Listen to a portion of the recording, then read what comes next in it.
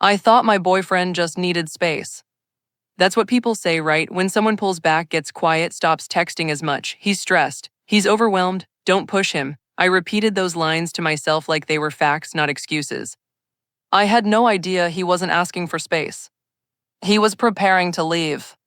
His name was Ryan. We'd been together almost 3 years, and for most of it, we were solid. Not perfect, but real. Movie nights on the couch, grocery store jokes, late night drives with no destination. The kind of relationship that feels lived in, comfortable. Then, slowly, something shifted. Ryan became quieter. He still showed up, but it felt like he was standing a step outside the relationship. I'd talk about my day, and he'd nod without really responding. I'd reach for his hand, and he'd hold it, but without that squeeze back that used to make me feel chosen. When I asked what was wrong, he'd say, just work stuff. And I believed him, or maybe I just wanted to.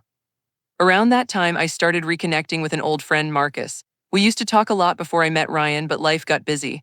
Marcus had always been easy to talk to, funny, charming, the kind of guy who makes you feel interesting. Our conversations started harmless. Memes, complaints about work, little updates about life.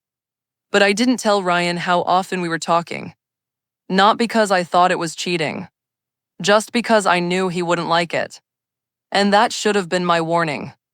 One night, Ryan came over after work. He looked tired, more than usual. We ordered takeout and sat on the couch, but there was a quiet heaviness in the room. I was texting Marcus while Ryan was in the bathroom, laughing at something he said. I didn't notice Ryan come back until he was standing right behind me. "Who's making you smile like that?" he asked. I turned my phone face down a little too fast. "Just a friend." He nodded slowly. "Marcus." My stomach tightened. "Yeah, how did you?" "You say his name a lot," he said calmly. I rushed to explain. "It's nothing, Ryan, we just talk. You've been distant and I needed someone to talk to."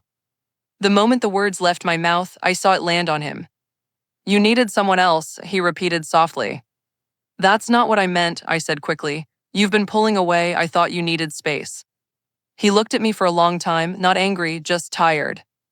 "I did need space," he said, "from feeling like I'm competing with someone who isn't even in the room." I opened my mouth to argue, but he stood up. "I'm not trying to control you," he added. "You can talk to whoever you want." "Then what's the problem?" I asked, my voice rising. "The problem," he said quietly, "is that when you felt lonely, you didn't come closer to me. You looked somewhere else."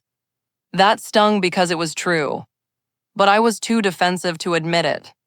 "You're overthinking this," I said. "We're fine, you just need space to clear your head." Ryan didn't respond. He just left that night with a small nod. The next few days, he barely texted. Short replies, no good morning, no miss you. I told myself not to panic. Everyone needs time. If I gave him room, he'd come back ready to reconnect. That's what I believed. A week later, he came over. I actually felt relieved when I saw his car. I thought, see, he just needed space. He walked in calm, almost gentle. He didn't hug me, but I ignored that.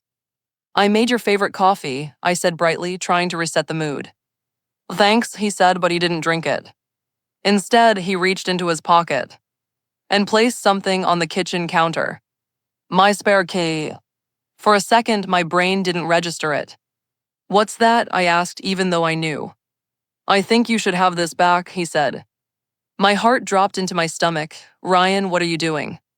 He took a slow breath. "I can't keep pretending I'm okay with this." "With what?" I asked desperately. "Nothing happened." "I know," he said. "That's the worst part. Nothing had to happen." I felt tears forming. "So you're just giving up?"